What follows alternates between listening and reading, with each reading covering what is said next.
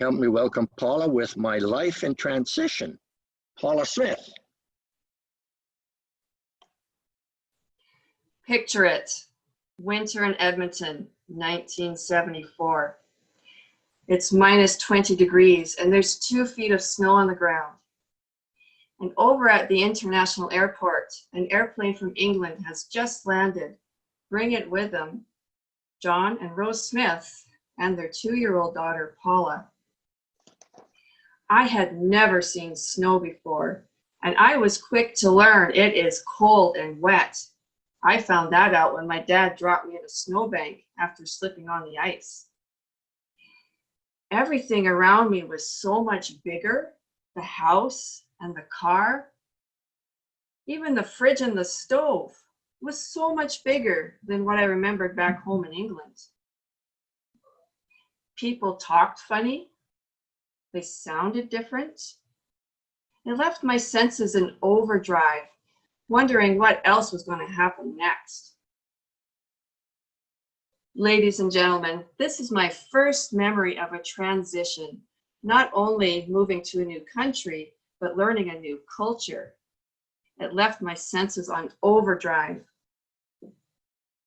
But over time, as things became more familiar, I would relax and settle in.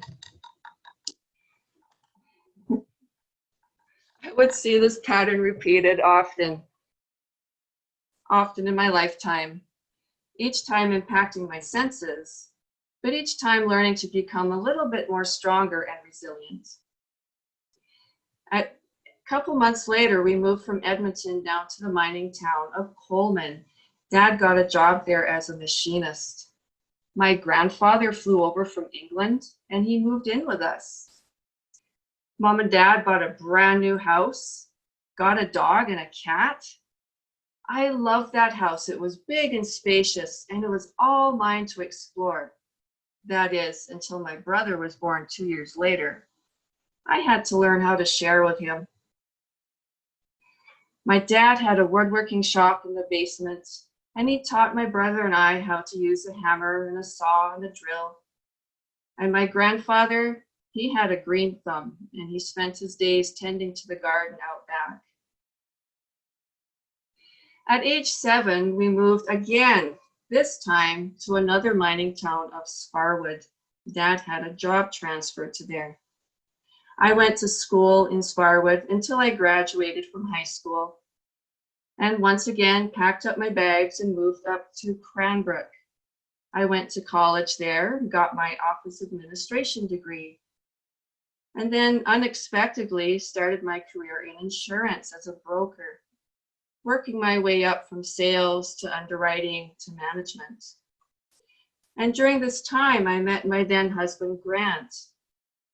Grant and I, we loved to watch drag racing and watch movies. We talked about philosophy, and I lived vicariously through what he called his orangutan years. I lived in Cranbrook for 28 years, the longest I've stayed in one place. In 2010, the most challenging transition of all was to happen. My husband died quite suddenly, and I was a young widow at age 38.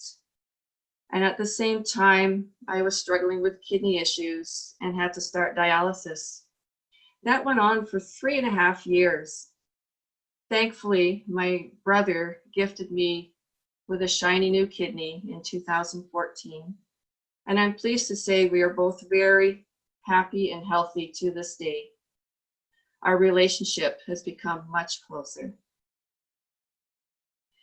Nothing could have prepared me for this roller coaster ride. But I noticed some shifts going on within inside of me. I started to change. I put my pride aside and I opened up to people. I started to become more authentic, step into a new normal for me. I learned how to live in the present moment, that life is impermanent and transient. And as I learned to live in the moment, I started to heal. And during this time, I met my new partner, Jay. and moved one final time to Lethbridge to be with him. And this year, I ended my career in insurance and stepped into a new career I'm very passionate about. Today, I coach others through their life transitions towards their new sense of normal and living a more authentic and meaningful life. As Grant used to say to me, life will always bring us challenges. And as we gain experience from each one, we become more resilient to meet the next one. That certainly has been my experience and has molded me into who I am today. I'm grateful for the flow and flux of life, for teaching me to surrender and become a stronger person. It is my wish, but my story will inspire others to flourish and thrive.